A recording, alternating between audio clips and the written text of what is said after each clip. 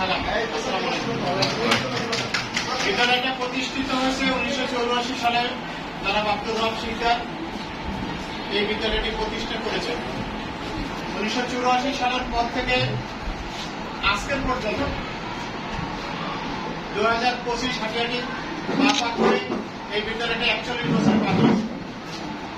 এই 41 বছরের মধ্যে 2010 সালের 26 এপ্রিল থেকে আমি এই বিদ্যালয়ের কর্মের সাথে সংযুক্ত হয়েছি।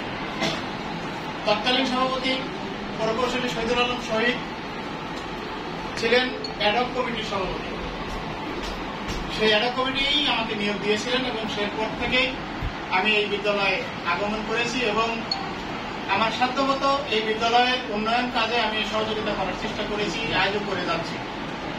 পর্যায়ক্রমে আমরা দেখব যে কয়েকজন সভাপতি পরিবর্তন হয়েছেন।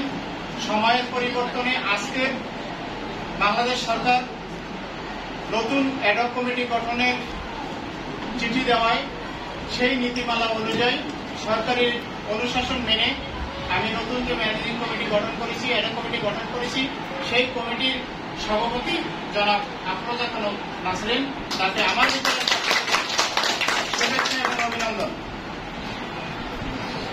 এই বিদ্যালয়